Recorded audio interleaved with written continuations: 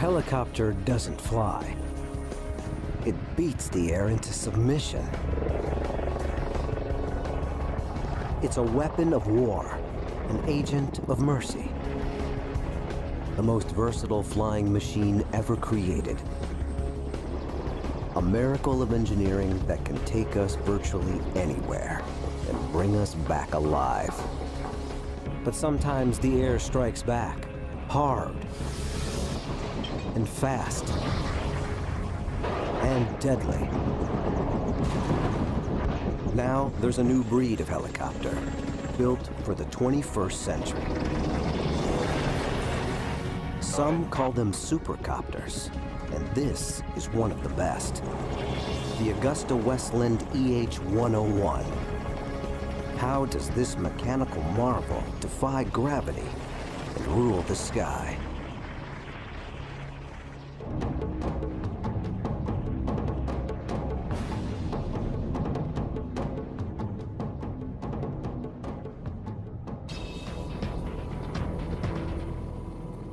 Somewhere off the coast of Italy, a man is drowning. One of the most advanced helicopters ever built is racing to his rescue. The Augusta-Westland EH-101.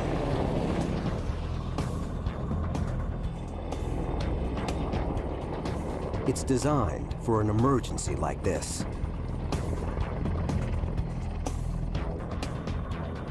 Its rotor blades are revolutionary. They're driven by 3 of the most sophisticated engines ever made. And it's huge, almost 75 feet from nose to tail, and tipping the scales at 15 tons. A giant that can range 900 miles out into the open sea at a top speed of almost 200 miles an hour.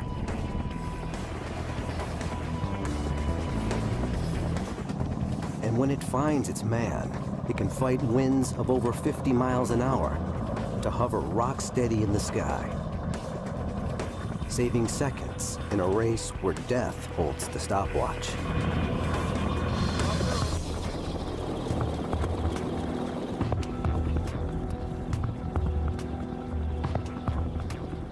To the Italian Navy's Flying Shark Squadron, it's a deadly serious training mission.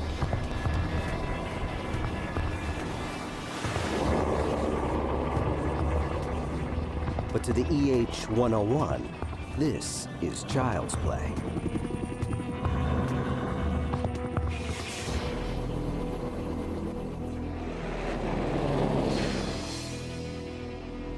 It's one of the new generation supercopters that are taking our 21st century skies by storm.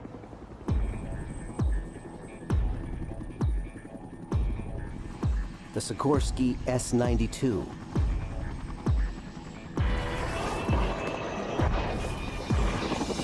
NH Industries NH-90, and the Augusta-Westland EH-101.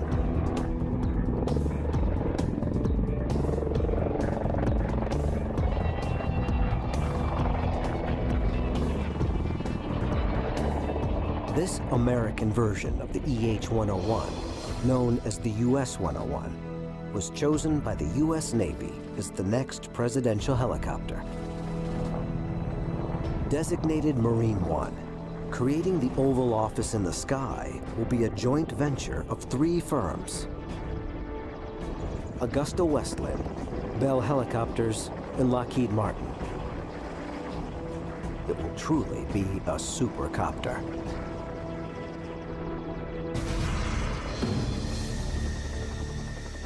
But no matter how advanced, the flight of any helicopter is governed by 3 major components. Call it the rule of 3. The main rotor, the engines, and the tail rotor. 3 components that have to work together for a helicopter to fly.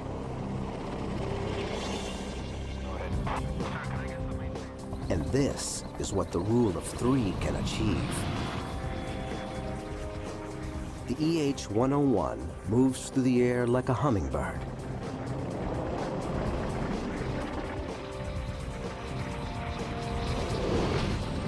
A 15-ton hummingbird. It's precisely because helicopters like the EH-101 can do what no other aircraft can do, can go where no other aircraft can go, can reach places we can reach by no other means, that we've come to depend on them.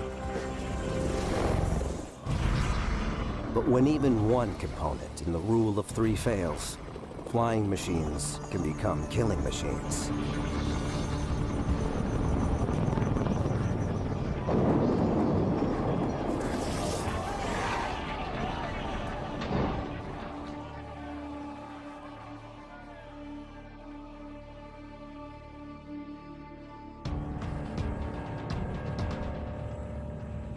In normal conditions, flying a helicopter is only slightly more dangerous than flying a regular fixed-wing aircraft of the same size. But we did not create the helicopter for the easy jobs of flight. It was made to operate in the outer envelope of risk.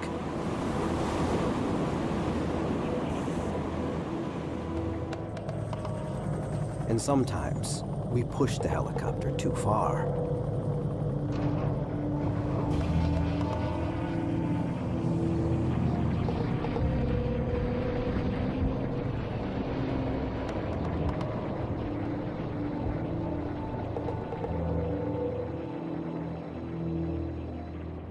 The simple but mysterious truth is that the helicopter is a flying machine that doesn't want to fly.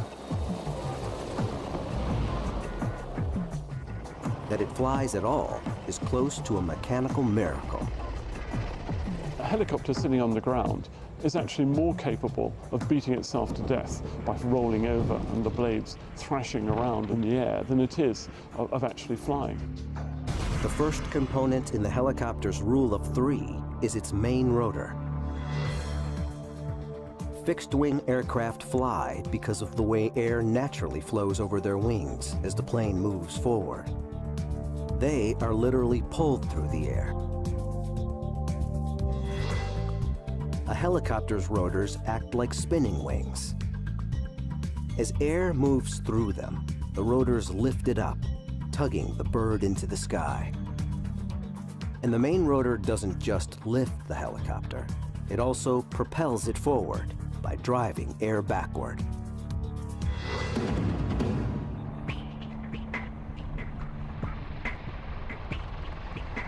Every second the EH-101 is in flight, its massive main rotor is shoving up to 45 tons of air out of its way. 15 tons of aircraft, suspended from 5 spinning wings. The EH-101's main rotor is an engineering miracle that took decades to perfect. But the story of the rotor is about more than engineering. It's an invention that has changed history. The rotor would come of age in a time of war. And our skies would never be the same.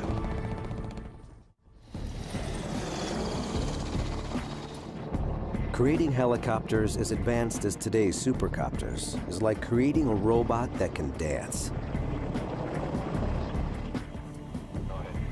It took us almost as long to solve the mysteries of vertical flight as it did to reach the moon.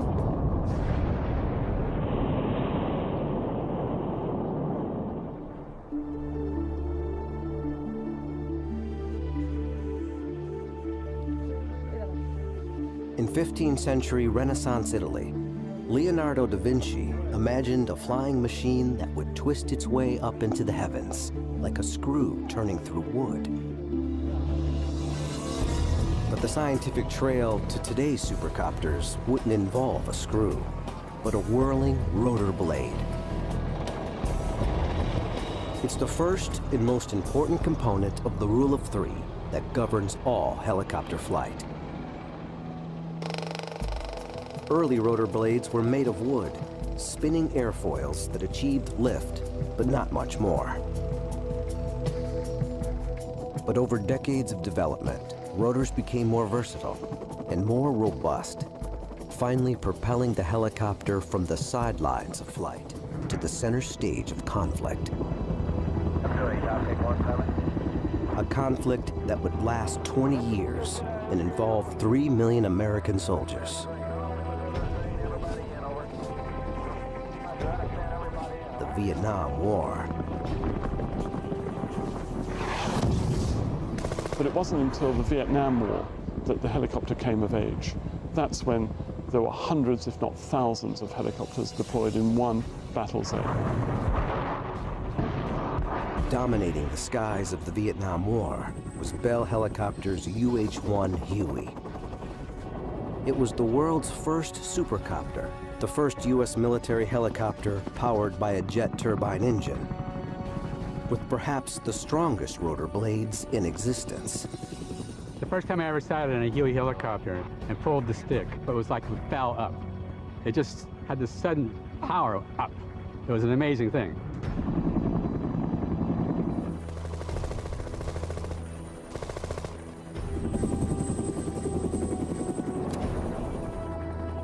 Although all metal rotors had been fitted to earlier helicopters, the Huey's thick 44-foot-long blade set a new standard for toughness.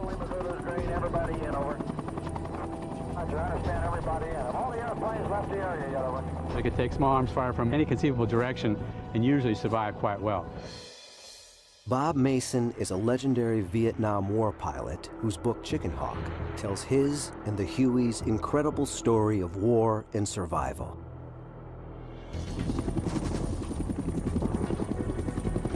I remember one time I had to be the last ship out, so I had to take everybody with me. And everybody got on board, and there was one more guy than I thought we could carry. And I couldn't leave the one guy. His Huey dangerously overloaded, Bob Mason had only one way out, but it meant flying straight toward a jungle thicket. So I headed for that thicket, hoping to accelerate enough to get over it, but I didn't, and I had to go through it. So here's a machine that can go through the thicket, chopping off the tops of these small branches with the rotor system, with 6 or 7 screaming American soldiers in the back. I mean, I love this machine.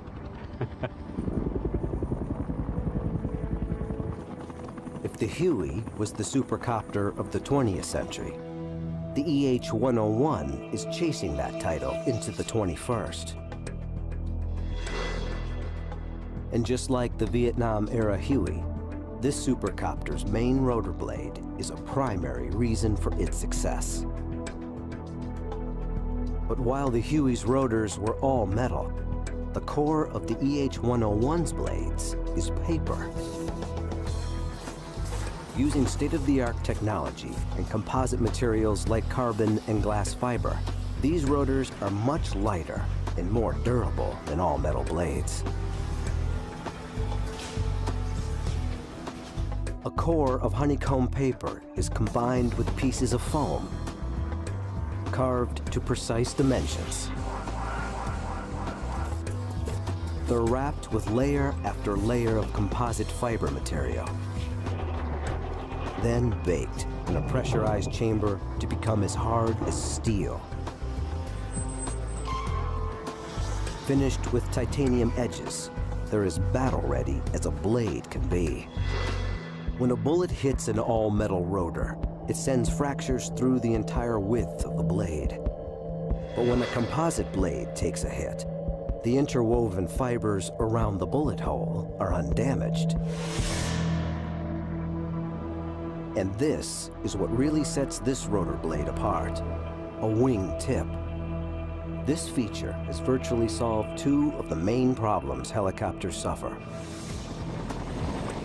Rotor noise, which can warn an enemy of a helicopter's approach, and brownout, dust storms that can blind a pilot during desert takeoffs and landings.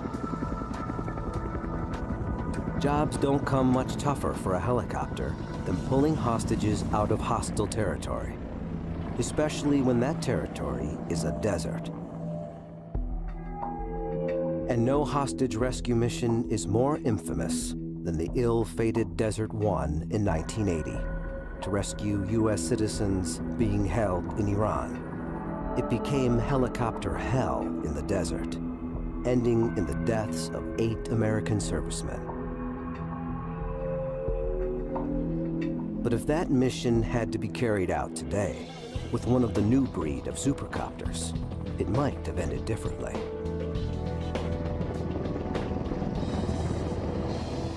One of a helicopter's greatest handicaps during a rescue operation like Desert One is the noise made by its rotors. The enemy can hear it coming. Most rotor noise is caused by the tips of the helicopter's blades, moving through the air at supersonic speed. The telltale beating sound is actually a series of mini-sonic booms created by the rotor tips. And that's where these wing-tipped rotor blades have a killer advantage.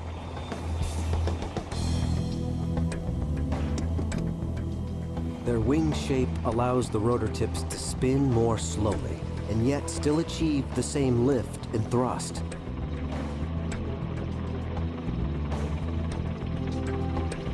Because the rotor tips don't create the sonic boom effect, the pilots who've flown the EH-101 in battle say it's one of the quietest helicopters flying. One of the biggest problems we face is detection. The ability of this aircraft is to arrive relatively silently on the target until literally seconds before we're there. Mike Stangroom is a pilot with the British Royal Air Force's 28th Squadron. He captains their newest asset, the EH-101. But we can go alone and unafraid into hostile territory in confidence.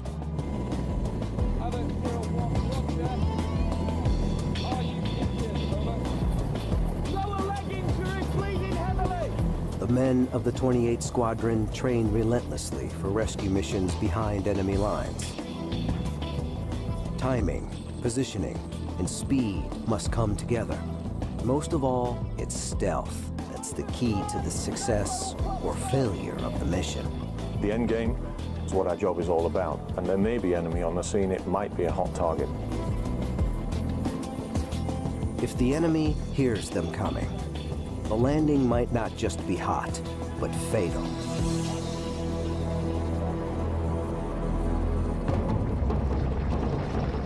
The EH-101's wing-tipped rotors allow it to carry a rescue force through hostile skies virtually undetected.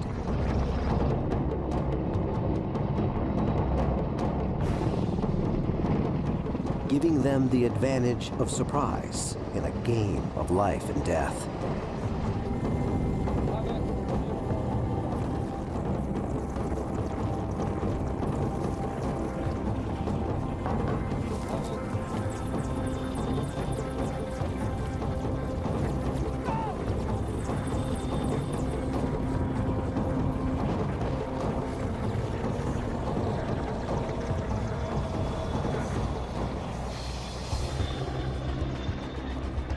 The rescue force finds its target.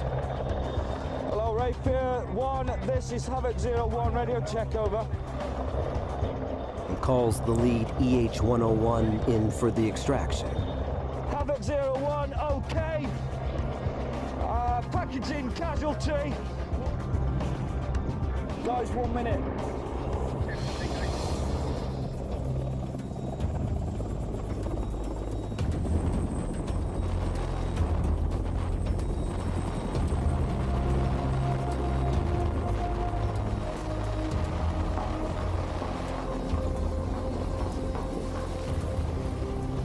But if this rescue was for real, and if it was happening in a desert environment, like that faced by the Desert One mission in Iran, the helicopter and the men it's carrying would be facing a danger as great as enemy fire. Sandstorms created by the rotor blades, called brownouts, which can blind pilots on takeoff and landing, are a major cause of helicopter crashes. But the EH-101's wing-tipped rotors deal with the desert sands in a way even their developers didn't expect. Unlike other rotor blades, the wingtips focus the main force of their downwash at the outside edge of what's called the rotor disc, carving a window of clear air through the brownout, which allows the pilot to see the ground on the way down. It's called the donut effect. The pilot flies in that hole. He has excellent visibility for 90% of the approach. And in the critical stages, he can see his landing point very easily. And what works for sand works equally for snow. The wingtip rotors defeat whiteout just as effectively as brownout.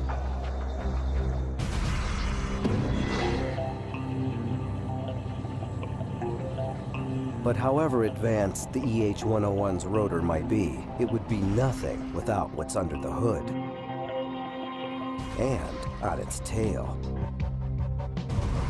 Without a powerful engine and a tail rotor to control its movement, no helicopter can survive. The rule of three pits physics against the forces of nature. And when the parts all work together, a helicopter can do things even Leonardo couldn't predict.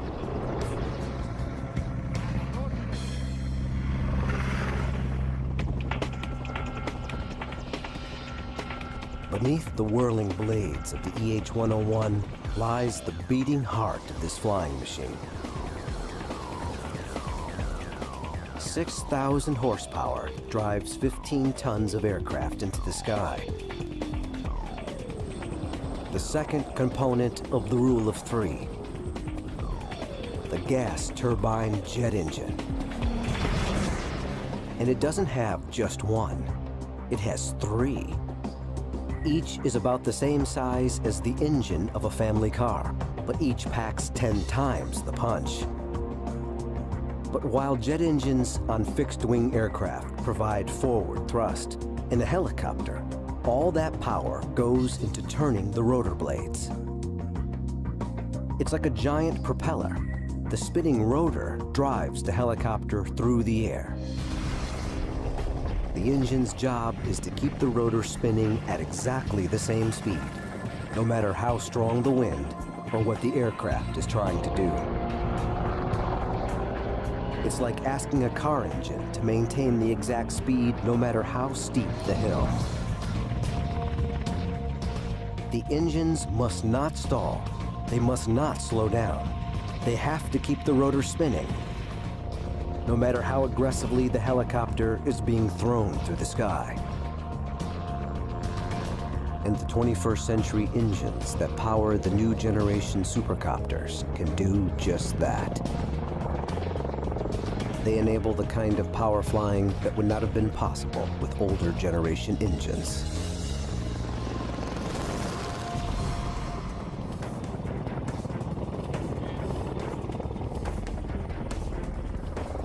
The Royal Air Force's 28th Squadron is on a training mission.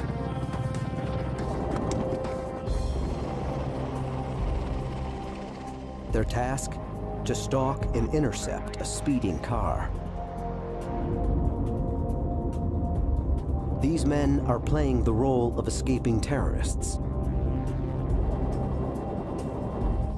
Positioning high above, the EH-101s drop into a near vertical dive.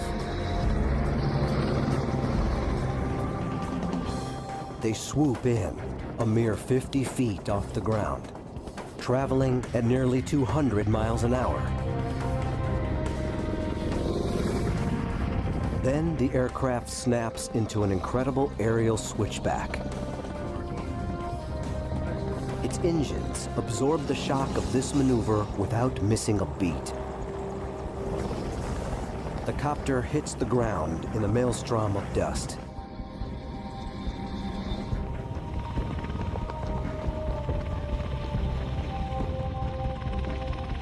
This is shock and awe, helicopter style. designed to terrify and confuse the targets of the intercept and allow their capture and arrest by the Special Forces troops who storm from the belly of the beast.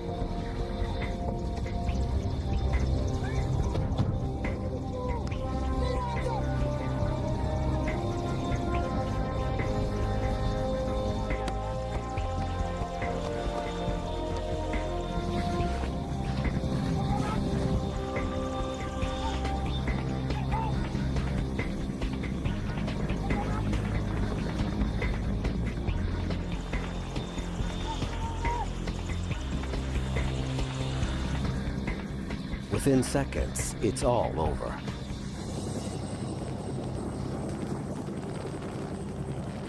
All that's left is an empty car and an empty sky.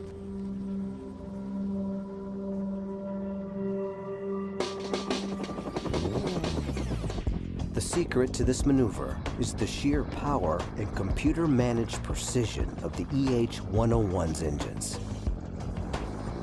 To deconstruct how they work, watch this again. First, the initial dive. The copter drops almost straight down.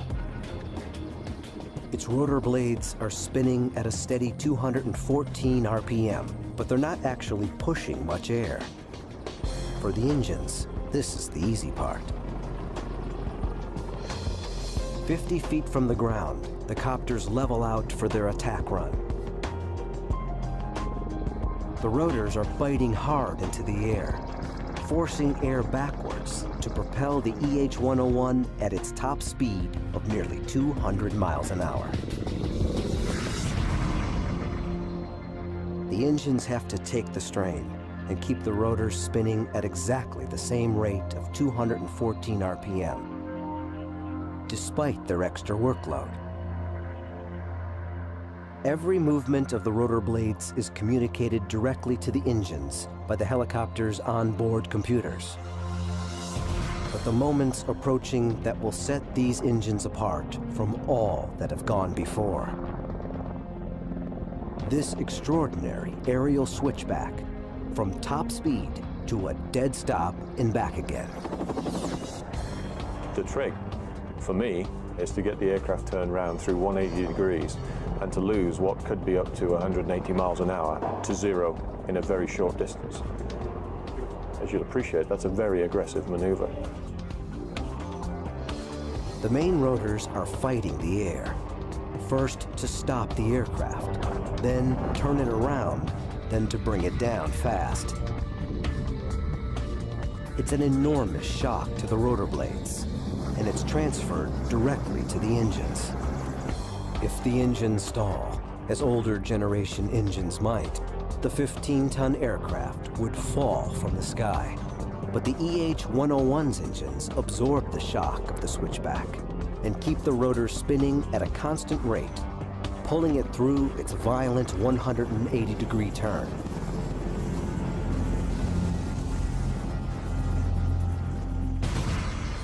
And in the event that one of the EH-101's engines is shot out or fails, its onboard computers will alert the remaining two engines to make up the power difference and allow the aircraft not only to continue flying, but to continue with its mission.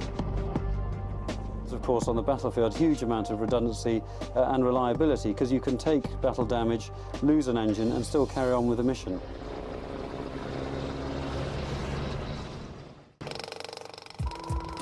Most of the weight early helicopters were actually lifting was the weight of their heavy and underpowered piston engines. The development of the lighter but immensely more powerful gas turbine jet engine in the 1950s allowed helicopters to lift much greater loads. What had been an aerial gymnast was now also a beast of burden, transporting up to 40 tons through the air.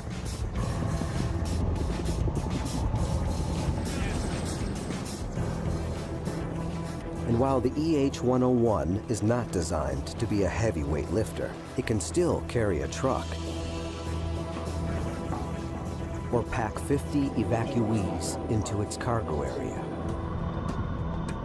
And most importantly, its 3 computer-controlled engines allow it to hover rock solid in winds over 50 miles an hour. It's a critical advantage when an entire squad of troops needs to be delivered quickly to a battlefield.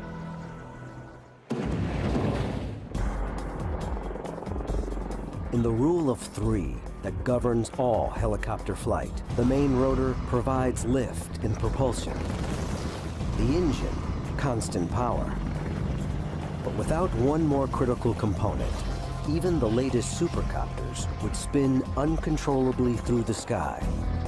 It's the final engineering secret to the helicopter's success, the tail that wags the dog. And when something goes wrong with this part, look out.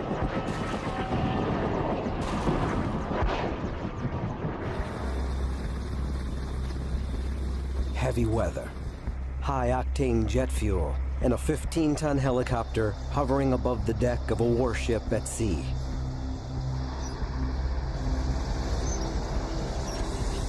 This British Royal Navy EH-101 is about to refuel without landing on the ship. It's one of the most difficult maneuvers a helicopter can be asked to do, and few are asked to do it. But this is just the sort of high-risk operation supercopters are designed for, saving precious time that would be taken up by landing to refuel. Its key role is force protection, to remain airborne 24 hours a day, 7 days a week, 365 days a year, searching out the surface threat from ships and the subsurface threat from submarines. During this refueling, the EH-101 maintains a precisely controlled hover.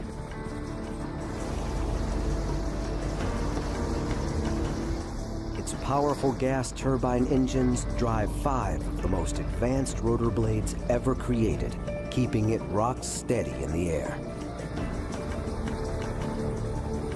But guiding it closer and closer to the ship and the waiting fuel line is the 3rd component in the rule of 3 that governs all helicopter flight. Its whirling tail rotor.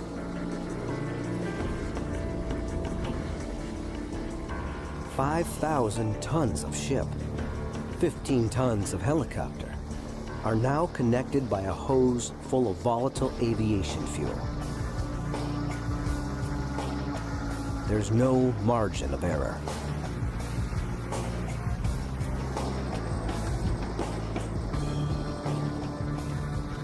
But the EH-101 doesn't deviate in the air. Thanks to the precision guidance of its tail rotor. The tail rotor is absolutely fundamental to the flight of helicopters. If you like, it's the tail which wags the dog.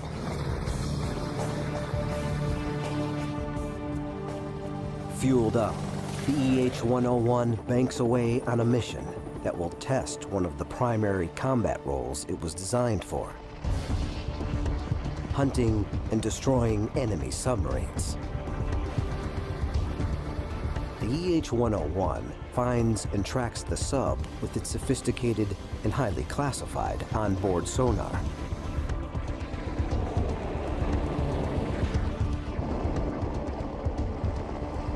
It closes in on its target and pulls into a dead hover. Then it lowers the submarine's worst nightmare: a sophisticated dipping sonar array. Beneath the surface, this underwater listening device opens up like a high-tech umbrella, trapping the enemy submarine in a sonar net.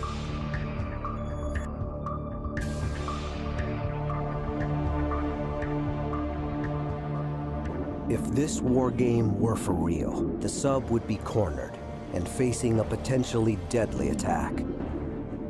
Targeted by one of the EH-101's 4 Stingray homing torpedoes.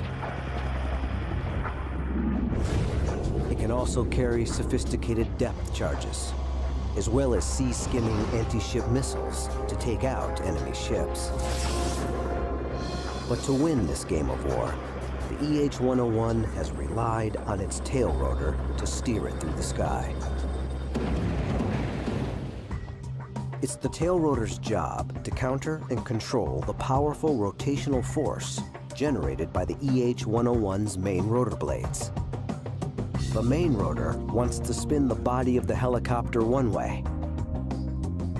The tail rotor forces air in the opposite direction. And by controlling the amount of air forced out by the tail rotor, the pilot uses it as a rudder to steer the helicopter through the sky. Of all the hurdles early helicopter designers had to overcome, stopping the aircraft from spinning around its main rotor was perhaps the most difficult. Double rotors spinning in opposite directions was the first solution. Then came the twin rotor system, with the spin of each set of rotor blades canceling out the other. This did provide an answer, and also gave helicopters like the Boeing Chinook greater lift capabilities than most single-rotored craft.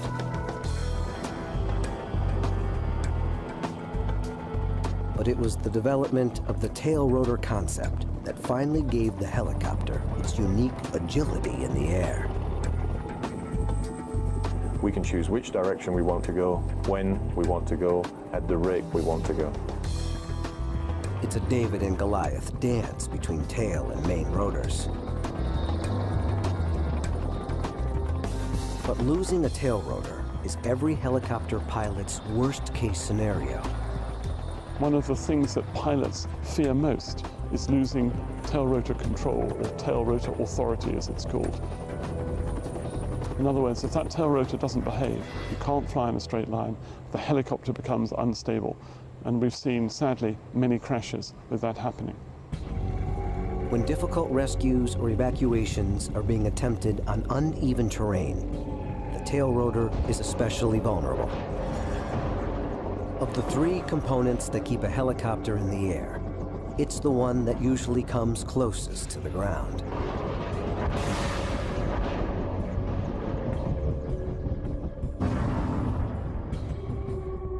That's why the EH-101's tail rotor is positioned high on its tail,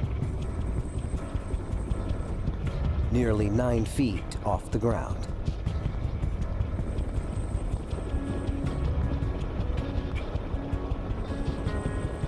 As every experienced pilot knows, lose tail rotor control, even momentarily, and you can easily lose your aircraft, and probably your life. As the helicopter spins off on a one-way trip to catastrophe.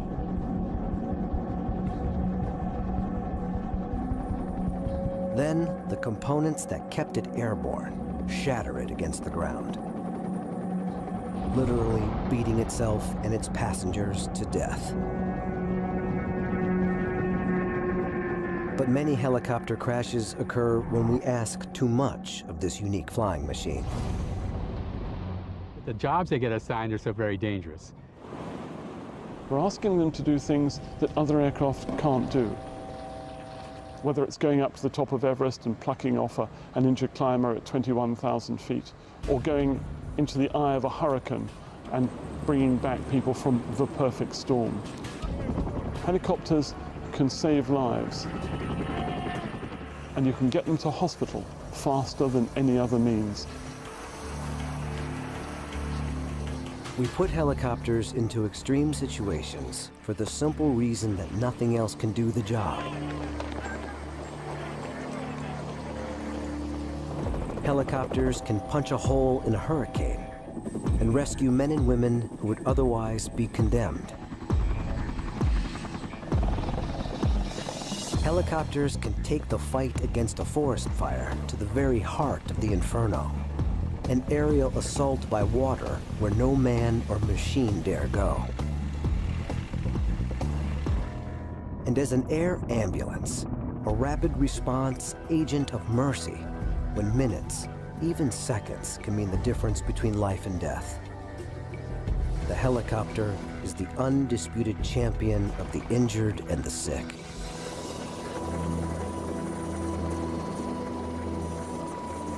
When a catastrophe like the South Asian tsunami strikes, marooning millions in wastelands scoured of roads and airstrips, it's the helicopter alone that can bring relief and salvation from the sky.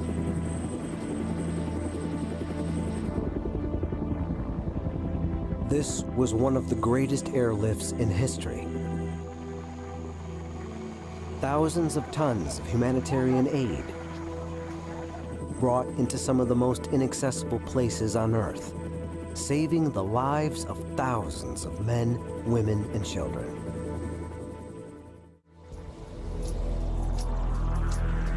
The latest generation of supercopters, like the EH-101, are pushing the boundaries of vertical flight. But there's still one component that makes all of it possible. The human in the driver's seat. Mastering a helicopter's movement through the air takes both hands, both feet, and supreme confidence.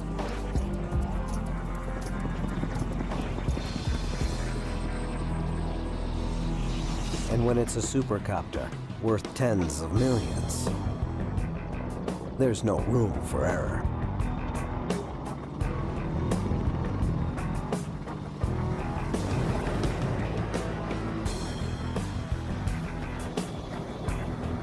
Few things are more difficult than controlling a helicopter in the sky. Go ahead.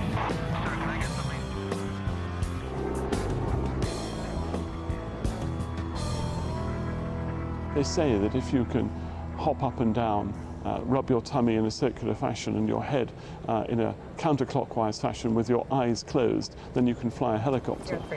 It's the helicopter pilot who transforms mere machine into an agent of salvation, or an instrument of vengeance. The rule of three, main rotor, gas turbine engine, and tail rotor, allows the helicopter to fly.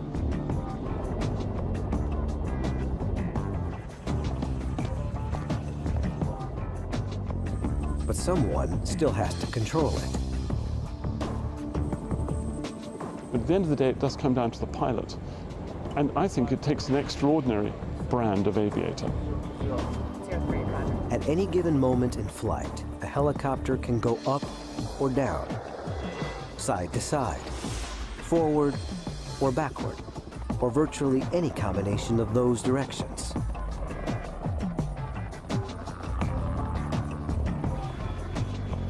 It takes exceptional coordination and concentration just to keep a helicopter in the air.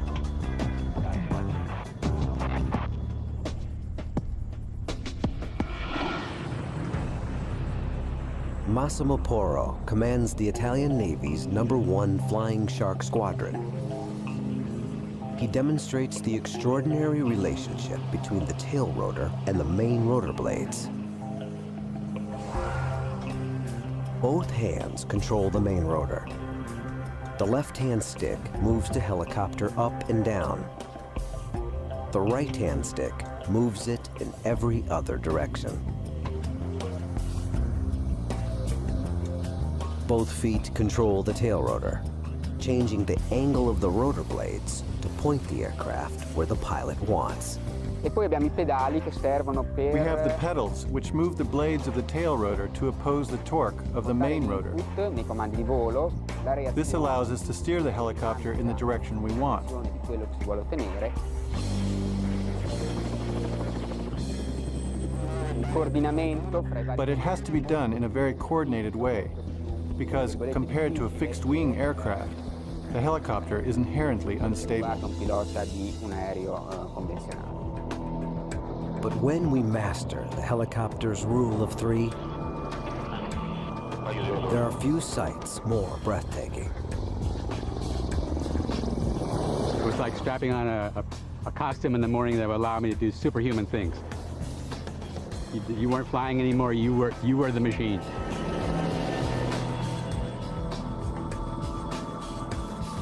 But today's supercopters are far more than mere helicopters. Behind the cockpit of this Royal Navy EH-101 is a sophisticated command and control center. It can direct a battle on land or sea, or launch advanced aerial weapons to destroy a submarine or an enemy ship, or carry out reconnaissance and electronic surveillance.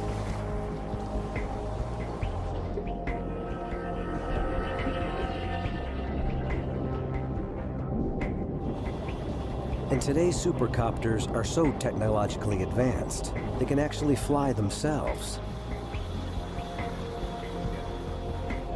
The EH-101's powerful onboard computers drive one of the most sophisticated autopilot systems ever put in an aircraft. The autopilot can even put this 15-ton aircraft into a hover at 40 feet and keep alongside a moving ship at sea without the pilot ever needing to touch the controls. In combat, the autopilot can do much of the actual flying, while the pilot focuses on the mission objectives. But ultimately, a human still has to be the mind of the machine. However sophisticated the autopilot, only a human pilot can actually land an EH-101.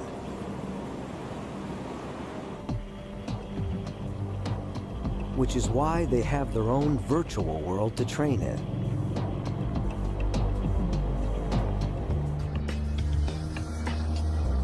One of the most advanced flight simulators on the planet.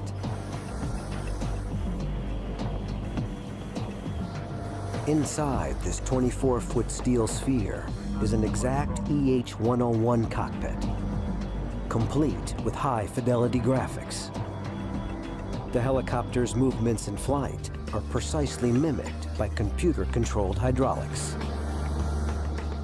The fear element is there, trust me, close to the ship, and you're flying that last half-mile approach to a flight deck at night in filthy weather, and the ship is pitching and rolling, and you're on minimum tactical lighting. I've certainly been seriously scared in helicopter simulators because they are so real, and walked out of the cockpit white and shaking, I suspect, if the truth be known. It cost around $5 million to equip a single pilot with the skills required to fly out of this high-fidelity computer game into the real world. But when the aircraft you're flying is worth $100 million, you can't afford to let it down.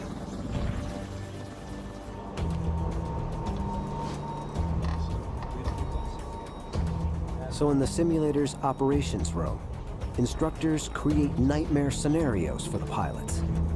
Emergencies far too dangerous to be simulated in a real EH-101. We can simulate major systems failures and crash landing. I think probably the most challenging situations are coping with major system failure, but continuing to fight the aircraft and get back to the ship 200 miles away, maybe on two engines with navigation systems that have failed. The training never stops.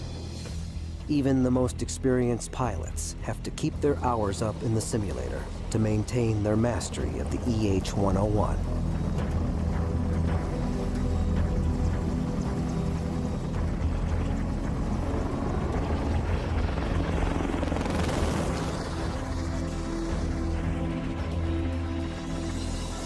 They consider themselves not so much elite as lucky. The father of the helicopter, Leonardo da Vinci, would love to fly this helicopter. You could just see him saying, well, I told you so. 500 years ago, I told you we could do this. And here it is, the ultimate helicopter.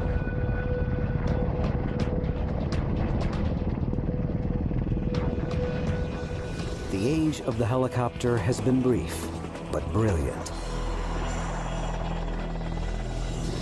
In war and peace and tragedy, where no aircraft has dared go, the helicopter has gone. And now, the science of vertical flight has reached perhaps its finest expression. Now is the time of the supercopters.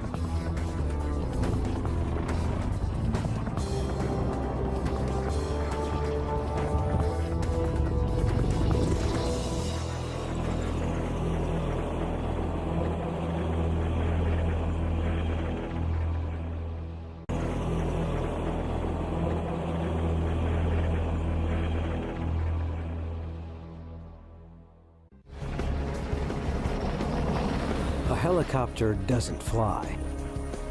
It beats the air into submission. It's a weapon of war, an agent of mercy. The most versatile flying machine ever created. A miracle of engineering that can take us virtually anywhere and bring us back alive. But sometimes the air strikes back, hard, and fast, and deadly. Now there's a new breed of helicopter, built for the 21st century. Some call them supercopters, and this is one of the best. The Augusta-Westland EH-101. How does this mechanical marvel defy gravity and rule the sky?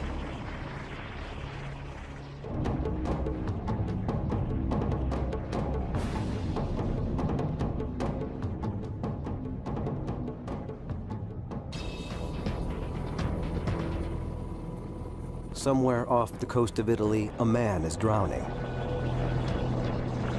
One of the most advanced is governed by three major components. Call it the rule of three. The main rotor,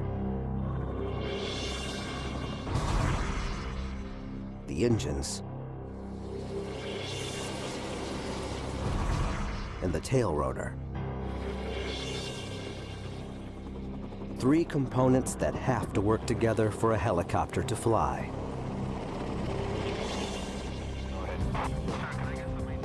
And this is what the rule of three can achieve. The EH-101 moves through the air like a hummingbird.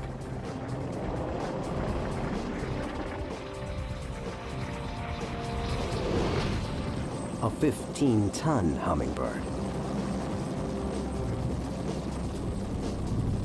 It's precisely because helicopters like the EH-101 can do what no other aircraft can do, can go where no other aircraft can go, can reach places we can reach by no other means, that we've come to depend on them.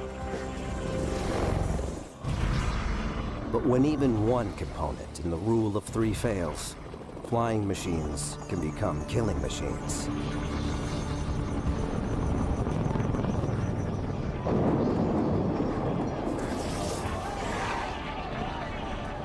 Is child's play.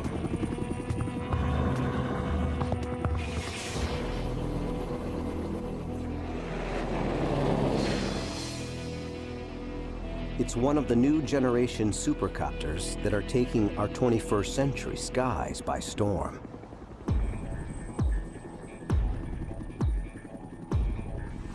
The Sikorsky S-92.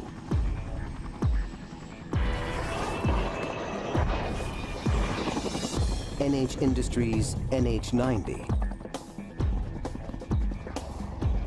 and the Augusta-Westland EH-101.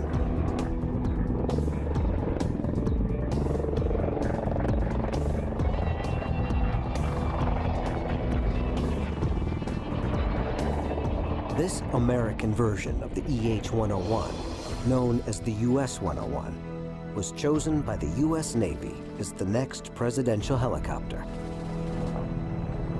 Designated Marine One, creating the Oval Office in the sky will be a joint venture of three firms: Augusta-Westland, Bell Helicopters, and Lockheed Martin.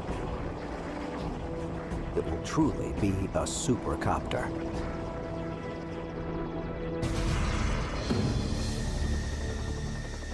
But no matter how advanced, the flight of any helicopters ever built is racing to his rescue. The Augusta Westland EH-101.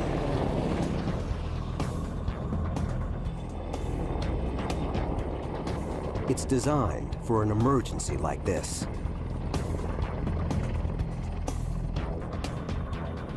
Its rotor blades are revolutionary. They're driven by 3 of the most sophisticated engines ever made.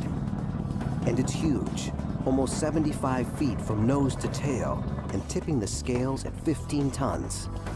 A giant that can range 900 miles out into the open sea at a top speed of almost 200 miles an hour.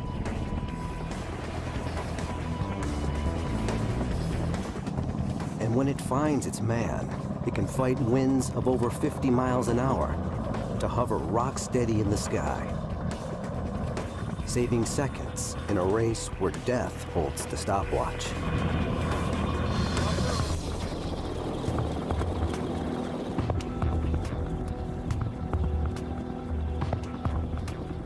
To the Italian Navy's Flying Shark Squadron, it's a deadly serious training mission.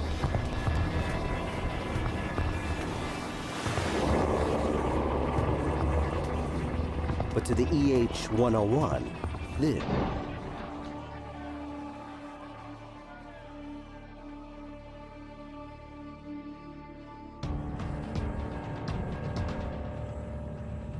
In normal conditions, flying a helicopter is only slightly more dangerous than flying a regular fixed-wing aircraft of the same size. But we did not create the helicopter for the easy jobs of flight. It was made to operate in the outer envelope of risk.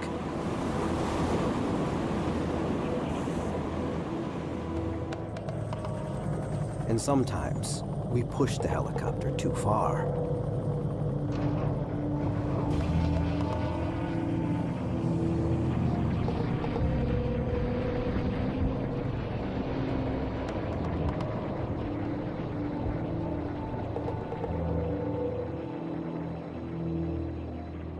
The simple but mysterious truth is that the helicopter is a flying machine that doesn't want to fly. That it flies at all is close to a mechanical miracle. A helicopter sitting on the ground is actually more capable of beating itself to death by rolling over and the blades thrashing around in the air than it is of actually flying. The first component in the helicopter's rule of 3